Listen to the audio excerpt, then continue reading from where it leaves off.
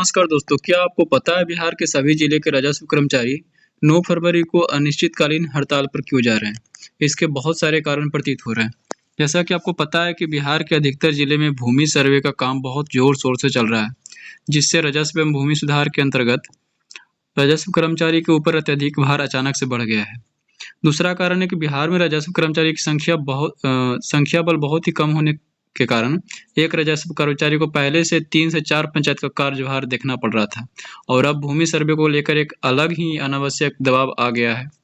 तीसरा कारण है कि रैयत जो पहले से सोए थे और धीरे-धीरे अपना कार्य कागजातों के अनुसार करवा रहे थे, आज भूमि सर्वे के कारण अचानक से हल्का कार्यालय के बाहर आकर भीड़ लगा रहे हैं, जिससे लोगों का काम जल्द नहीं हो पा रहा है।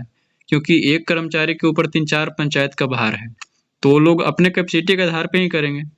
तो लेकिन पब्लिक लोग द्वारा इसकी परिस्थिति को नहीं समझा जा रहा है और परिस्थिति को ना समझकर उनके साथ बदसलूकी और मारपीट जैसे कृत्य कर रहे हैं और डेली अ, ये एक घटना हो रहा है।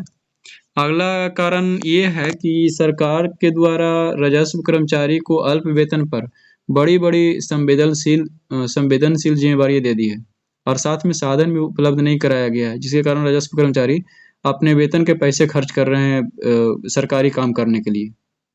तो ये भी काम है और चूँकि ज़मीन से जुड़ी हुई जो भी प्रॉब्लम से बहुत संवेदनशील होते हैं और अधिकतर मामले ज़मीन से ही जुड़े होते हैं।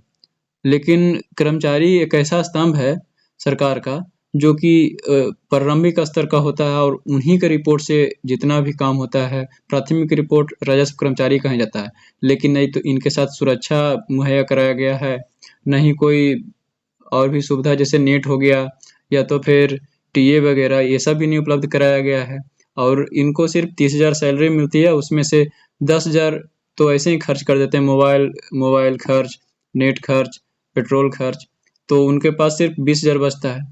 उसमें भी अपना कैपेसिटी से ज़्यादा काम कर रहे हैं और इसका एक अलग एक और कारण है कि एक सामान्य मानव शरीर की क्षमता प्रतिदिन निर्धारित की गई है कि 8 घंटे काम करना है और फिर सैटरडे को वो हाफ टाइम करेंगे और संडे को छुट्टी करेंगे ताकि जो भी एक सप्ताह में काम किए, तो थोड़ा बॉडी को आराम मिल सके और अपना जो भी कपड़े-वपड़े धोना, चाहे और भी परिवार से मिलना, बात करना, ये कर सकें।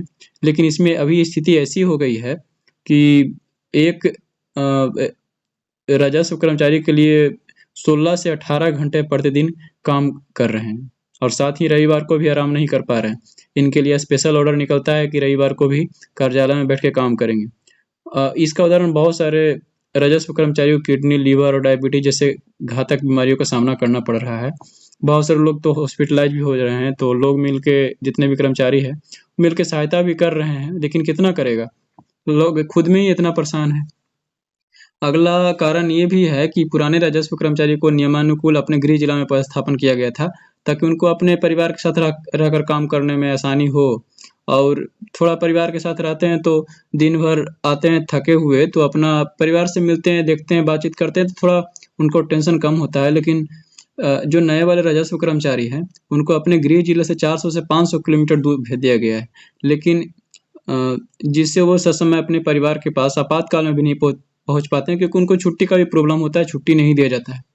और यहाँ तक कि काम काम का दबाव ज़्यादा होने के कारण अपने परिवार से बहुत लंबे समय से भी बात नहीं कर पाते हैं, ऐसा बहुत सुनने को मिला है। लोग ये सच्चाई भी है मतलब किसी भी कर्मचारी को आप कार्यालय में जाके देखिए तो उनके पास कितना खुद पता चल जाएगा, कि उनके पास कितना वर्क प्रेशर रहता है।